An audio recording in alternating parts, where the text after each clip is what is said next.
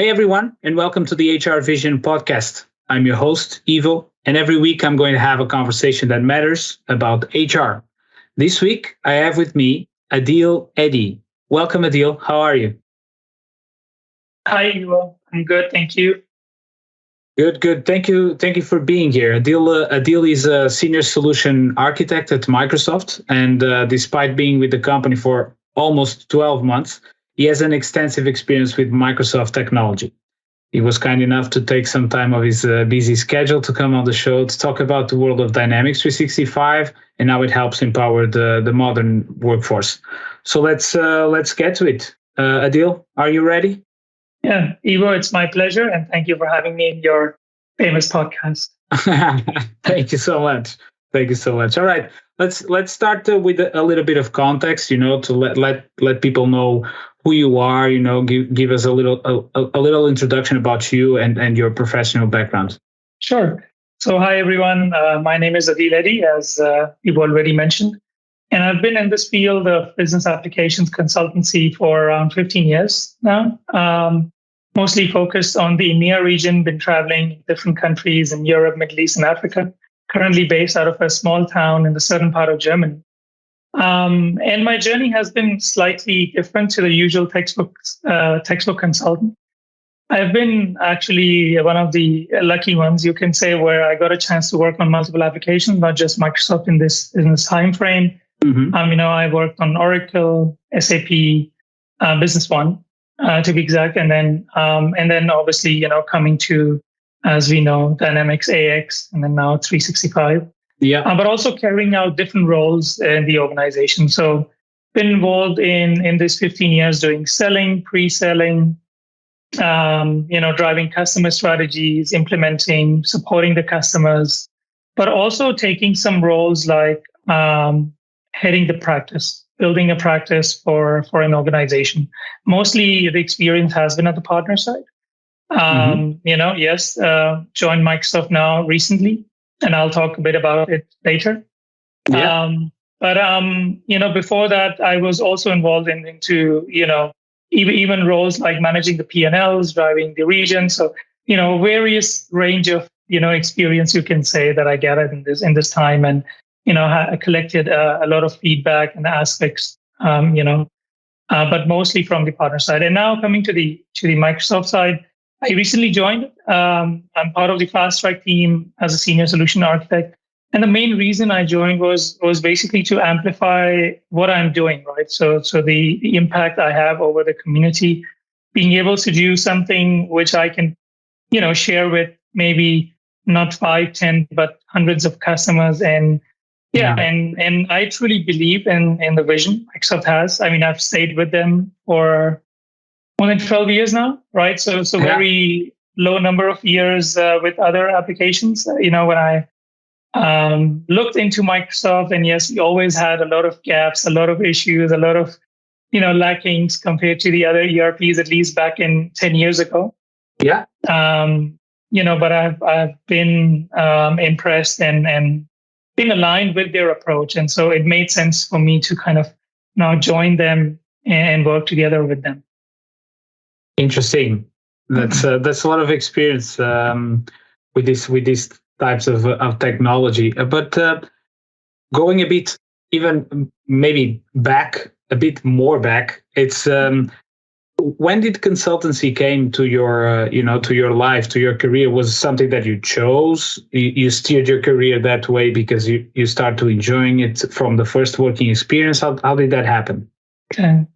And without taking too much time, because we would love to talk about future, right? I am academically actually not even from IT. So I have a finance background. I'm a fellow member of ACCA, which is an accounting body in the UK. So it makes you think that, hey, an accountant, how does he end up in consultancy? And at least back when I joined, and that was in 2006-07 when I actually came into this field. This was not a norm, right? And I did love numbers, and I was doing auditing and counting, but it obviously I always had in my mind that, is that something that I'm going to do forever? trying to put people accountable for what has been done already and nothing in the future looking, and being interacting with the people, because that's what I like. And just one fine day, there was this Oracle partner in Pakistan, and that's where I come from. And they had this advertisement of looking for new or recent graduates of accounting and looking to join this amazing field of ERP. And obviously, that made me join them. And then a couple of months down the line, I obviously ended up realizing that this is something I really want to do. Had to go against a lot of my colleagues and a lot of my friends and family, telling me, what are you doing? Yeah. But it worked out fine for me.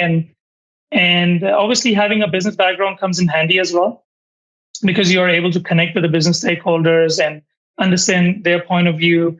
And I think this was the gap that we filled back then, a decade ago, where this field needed some business fusion to it, right? That, when you are actually coming into the implementation side and the business users, the business stakeholders, be it the CFOs, CHRs, they listen to someone, who is from their background, they kind of are more comfortable with it. And obviously it worked out. So, yeah.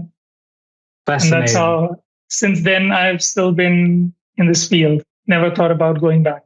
All right. That's fascinating, because, your story is a lot similar to some consultants that we've interviewed before. Not all of them came from like the usual technology background or HR background. They just sort of happened. They enjoyed the fact that they could talk to people and work on implementing systems that help people on their daily lives. So it's very similar in that way. So that's a cool story.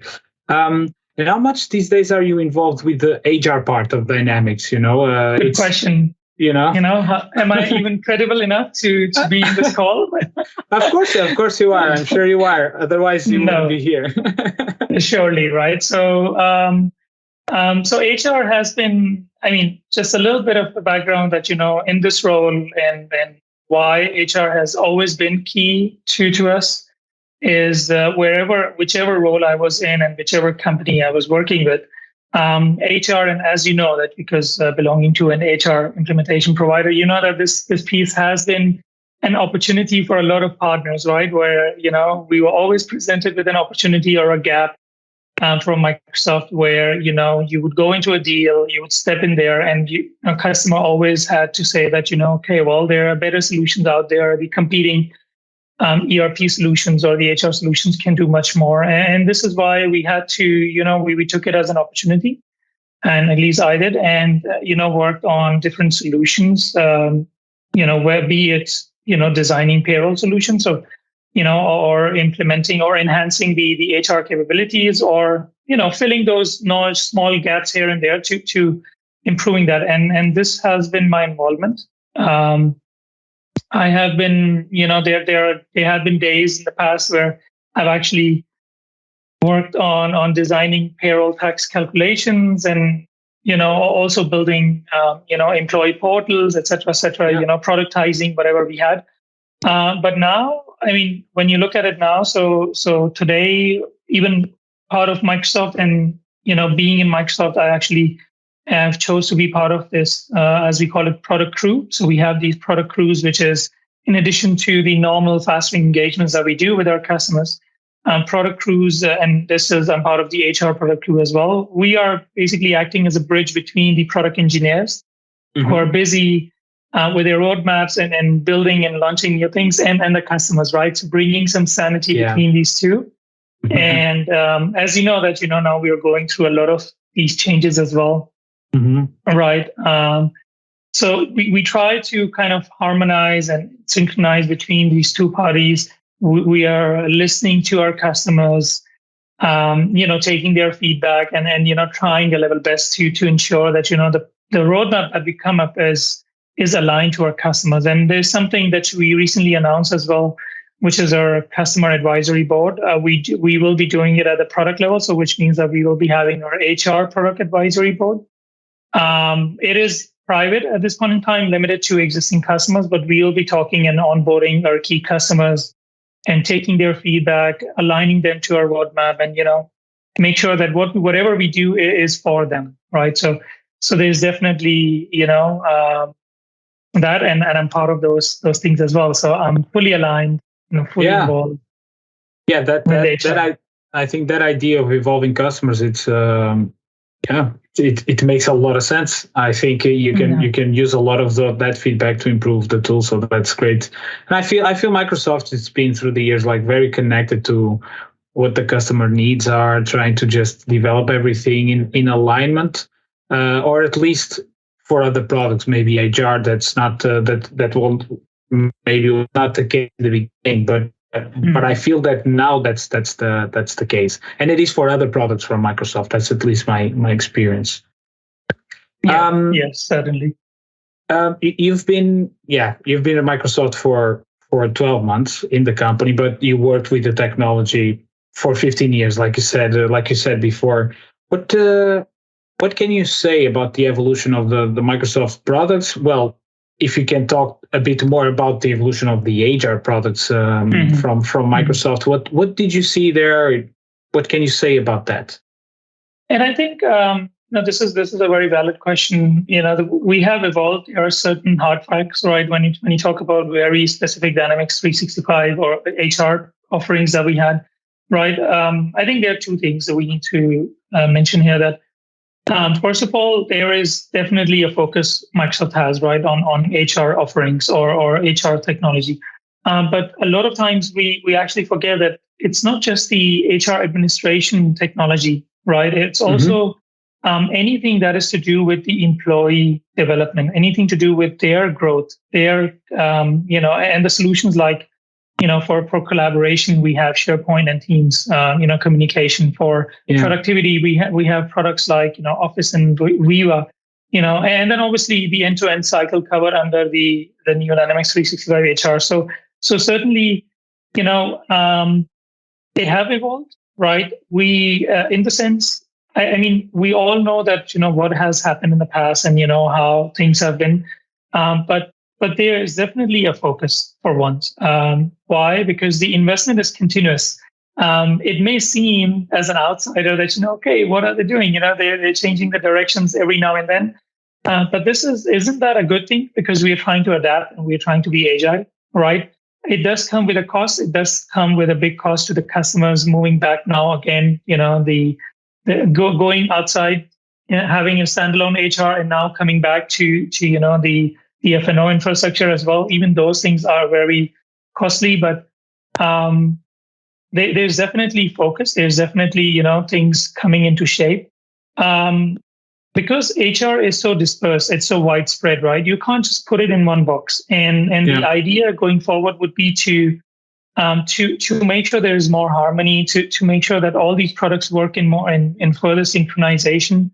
And the teams that are focused on let's say improving productivity, they focus on that, but their investments are utilized and capitalized by the Dynamics team as well, and vice versa. And this would be, you would see how we move forward. And this is one of the reasons why, HR is being brought into the same platform, right? It is to capitalize on all the investments that have been done in the last 3 years on the F&O platform, right? Be it for security, be it for, maintenance management, backend, everything, right? And, that once this is settled, once the dust has settled, once we are through this phase, you'll see a lot more of this harmony coming in, and customers and partners realizing how, it will be beautiful. Yeah. I think I said this before in another episode, is that it takes some courage as well, and it takes some drive and knowing exactly what you want to say, okay, this is not working as a separate tool. We need to harmonize that with the rest of the company, insert HR back in connection with the finance and operations, because it makes more sense. It will make more sense for the customers, although that might be costly and a hassle for customers to come back. But it takes some strength of conviction and courage to take that decision, I feel. So it goes a bit to the point that you were making. Now let's talk in with the experience that you had with the product, with customers, a little bit. In your view, what do you think is the impact of HR tech? How can it impact the people's growth and business success? Yeah, so I think in today's world, this is a no-brainer anymore, right? So having an HR solution is in place, is no secondary to your finance or sales or supply chain application, right? In fact, actually, we have seen a lot of customers using HR as low-hanging fruit to even introduce dynamics into the mix, right? Where they are, because yes, data-wise, still a challenge. HR data is not something, but process-wise, it's still easier to migrate from your legacy applications, right? And we have seen that a lot of customers are actually stepping in and delivering HR before their finance and sales applications. So, this is really happening. And now with the whole everyone being remote and, the whole new gen being, even us, right? Look at the new ones, after us, what will happen? But everyone is mobile enabled, tech enabled. So I don't think there is a way out for any customer anymore to be able to attract and retain anyone, right, without being technology enabled. So that's obviously one thing, which is a need, right? There's no brainer. But beyond that as well, I think, I will talk about some examples where personally, we were giving me an insight as to how I spend my day. I'm not sure if you got a chance to use that yet, but telling me, if where I should be cutting down on my meetings and where I'm spending too much time, even going to the level of details. Yes, it's scary where, what emails I'm reading via email and via phone, and what responses I am actually able to, provide, from not from my phone.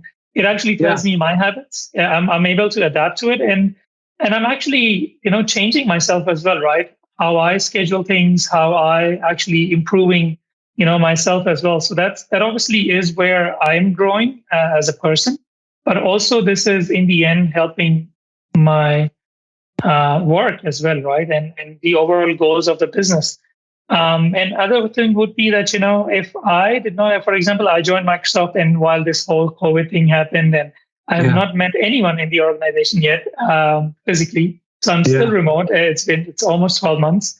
And if I did not have access to, let's say, the organization data, or the onboarding workflow was not as automated, as it should be, imagine, the how left out I would feel compared to the other colleagues who would have joined, with a bit more.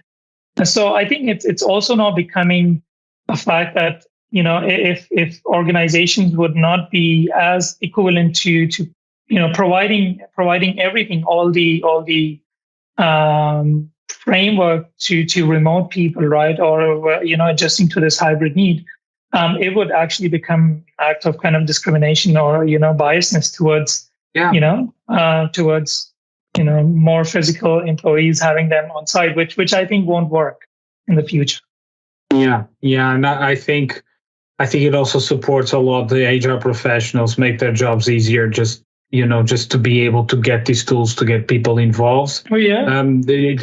It just makes everything simpler to them, to get to people, to reach to new people, even if they work, especially this time working remotely. I think there are a lot of, and when you talk about organizations, right, they are aiming for diversity. They are aiming for, a lot of things that is to do with people, right? And a lot of C-level executives are now will be, or if they're not already, will be responsible in knowing their data about their people, right? Yeah. And reporting on them, right? So if they don't have that, if they don't have the systems, they wouldn't know what is going on. And I think that will not work anymore, right? If they have to survive. So I think product is important, where, you build something and you have a great product out there, but you really would need the right people to be able to sell it, to be able to convince the user to use it. Yeah. Right? So it's the old question, like you can have a great product, but without people, it's kind of pointless, kind of hard to sell it. Yeah. And I think HR will become a driving force into bringing the new technology as well, right? Not just for their administration side of things, not just for, but to promote self-service, to push things, more towards the employees where they're able to get their questions answered in a more self-service way, where they would push in for, and this is what I think will happen in the future as well, if not already, where HR would push for more tools for collaboration, right? More tools for enhanced communication. And I think they will be working on those, not just relying on those on IT or the managers doing the job. Yeah, I think that's a great point of view, because yeah, indeed, I think HR solutions can really be the solutions that you can acquire in a company that is more connected to people. Yeah. Other ones is just to simplify processes to make it a bit more efficient, but it's not getting people together and getting people connected within the company and making them part of the organization. So I think that's never thought about that. It's a good perspective to have, indeed. Yeah. Let's go over to the next question I have for you. So HR technologies is referred to in a lot of circles as a niche market. But I would like to get an insight from you. Now working at Microsoft, how important it is indeed for Microsoft's HR, and how much effort are you guys putting into HR tech compared to other tools. Yeah, when you think about solutions for an organization, the first thing you think about, a finance tool or a CRM. Those types of things are.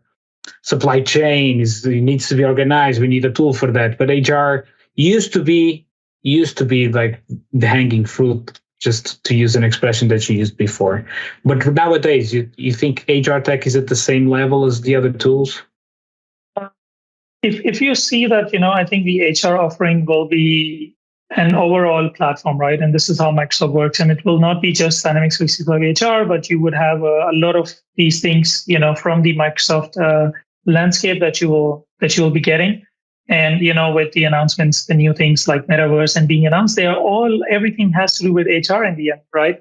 Yeah. So when you mention niche market, we actually take something niche when you say that, it's more industry focused. So from our perspective, It's not really, we won't say it's niche.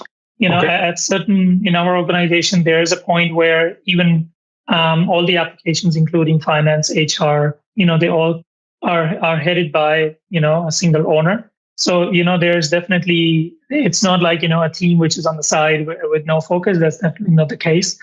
Mm-hmm. We made it sound like that when we put it as a standalone application. It was with the right intention, but I think, we kind of, unknowingly made it, as you say, a niche product where you don't see a lot of partners jumping in, and very limited amount of partners are there. The ecosystem is limited. You don't see too many, at least, efforts being made, right? Mm-hmm. Even in the community, right? And maybe, when we bring this back to the F&O platform, we will be correcting that, right? So we will be ensuring that the ecosystem actually grows. In terms of the knowledge and the skill set internally, we would be able to reutilize all the resources that we have in the F&O on HR as well. So it really becomes much easier to deliver on the roadmap. Secondly, from the community perspective, from the resources, right, as well as the partners, you would see a lot more of them now talking about HR as well. And this is what we intend them to do, right? That bring HR to mainstream. This is as important as anything else for us. And I think, and this is one of the things that we definitely do aim to do, post this March. Yeah. So for us internally, this is something which is of high importance for sure. Right. All right. And you've been seeing a lot of, have you seen the change, in the last 10 to 15 years? Have you seen the change, like a lot of more and more customers, wanting that those HR solutions, even if separated or integrated in another tool. But you've seen that from customers, like asking for HR solutions, wanting something more than the Excel sheets and those types of things. 100%, because I mean, it used to be secondary, right? It used to be like I mentioned, something that they would look into as, okay, fine, let us focus on our finance and applications, our core ERP, and then we'll think about the HR solutions, later. And but now, as you mentioned, as we discussed a little earlier on, how it has become a need, right? Customers actually know this. They know it. They realize it.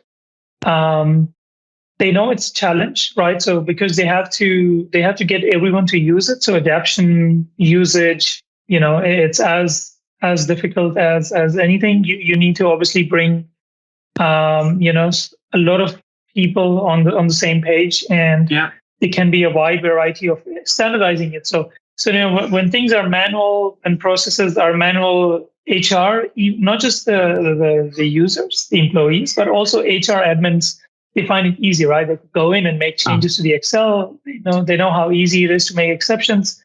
Yeah. But this eventually will obviously, die down, and we will see that they will be going towards more standardization anyways, right? And there is no doubt customers are definitely asking for more, right? In fact, they actually expect Microsoft to do a lot more. Right. Yeah. They're getting demanding. Yeah, definitely.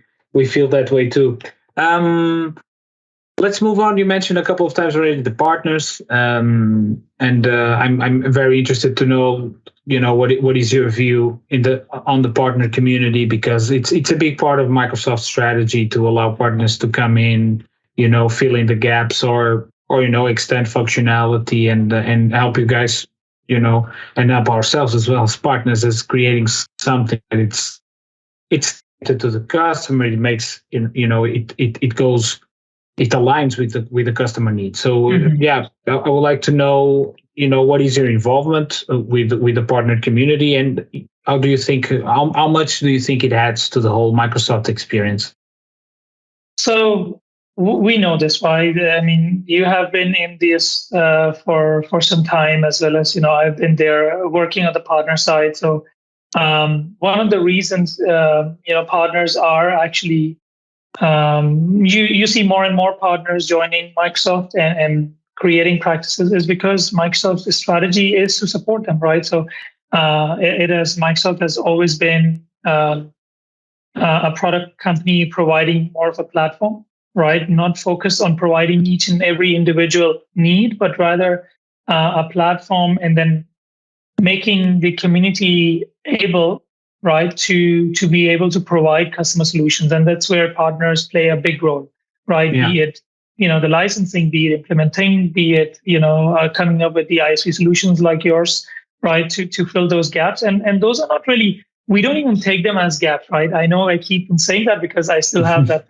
partner, mindset, right? And, or the community mindset. Those are gaps, but those are not really gaps, right? Those are the solutions that the partners provide, and partners actually play a big role. I will give you another reason why, is because the whole fast track thing that we do with our customers. The fast track engagement is for the customers, but it doesn't exist if you don't have a partner, right? So fast track also is partner exclusive. That our policies when it comes to licensing, they are partner inclusive, right? So everything that we do is there. However, right, this is also one of the weak links that we have, right? If you read the latest Gartner report, this is where we have very high aspirations and expectations from partner community, right? Yeah. And obviously becomes is difficult with this evergreen applications, with so many versions coming in, trying to keep up with all the new things. But definitely, we expect the partners to obviously come up with better industry solutions, with more standardization, improving on their project management or delivery management practices, right? Improving on those. But certainly, this is, I don't think, there is, at least I'm not aware of that, right? But, we are trying to go indirect and, partners will not be in our strategy. I think this is the reason why Microsoft has actually landed in the top tier, ERP products or, other products, is by having this ecosystem, strong and stable. And this is because of the partner community, right? And we wouldn't be able to scale it, right? There was no way that Microsoft would have scaled it without that partner community. So, 100% we recognize that, as well as, this is the reason, that Microsoft is thriving and surviving. Yeah, definitely. We're very happy to be partners as well. So that, let me just say that. Okay, just as a small question, or well, a last question. Let's look a bit into the future. What you've been seeing within Microsoft, within the HR products. Just wanted to get your view on like HR trends, HR technology trends that you can see coming that will be really, really meaningful. Besides going to the moon, right? Yeah. Do you think Microsoft is also going? At least not that I know at this point in time. But, and having your digital twins, right, in the metaverse. I think, there will be a lot of new problems for HR to solve. We briefly discussed about, how HR becoming the driving force with all the changes coming in. Yeah. The hybrid work models and metaverse, although it seems very far in the future, it might be too near for us to realize that, this will have a big impact on how we think that our HR systems, need to evolve. And also from the customer side, HR needs to be ready for all these things coming in, right? And I think in the near future, obviously AI is going to play a bit more role, whether it's recruitment, whether it's, we know it's not easy. We still think that, it can be negative in terms of, discrimination and systematic bias, that it can create. But there's obviously a long way to go with AI, taking away those, rudimentary and rhetoric tasks from the HR admins and giving them the ability to focus on, the real problems in the HR. So I guess, that's AI will play a big role in the near future. And obviously from Microsoft perspective, we still have a lot of things to fix and to stabilize in our foundation. So, that's what we look forward to. Once we have that, there is a lot more coming up in the future for everyone. Definitely, yeah. It's a constant evolution, right? I think that's the approach that Microsoft has been doing, and very quick also on those changes. It's not like a super stagnant product, or it gets reviewed every week almost. You guys are always getting more and more things done, so that's great indeed. I think automation, I would agree with you. You can already see like on Teams, the for example, the HR, the human resources app that you can put on Teams. Like the chatbot, you can schedule verifications using that and those kind of things. I think more and more of that is gonna come up. A way just to make the life easier of people using the tools. Yeah, I think these are very basic things, right? Sure. I wouldn't say that they're trends, right? But we already know that we have solutions to these things. It's just that you will see a lot of, this will become a norm, right? Where plug and play solutions would just be there, whether it's based on Power Platform or any other solutions or technologies, right? Where HR would now just expect, when they're onboarding any application, they would expect a few things for it to deliver, and automation and data intelligence would be part of those things, right? Yeah. Going beyond just employee data maintenance, right? Sure, and just, absolutely. Just the processes, yeah. Yeah. All right. Well, that's basically all I had for you. Thank you so much for being here. I hope you enjoyed it. Yeah, it was nice talking to you, Ivo. Okay, cool. All right, Adeel, thank you so much once again. People listening in, we'll see you next time on the next episode. Thank you. You're welcome.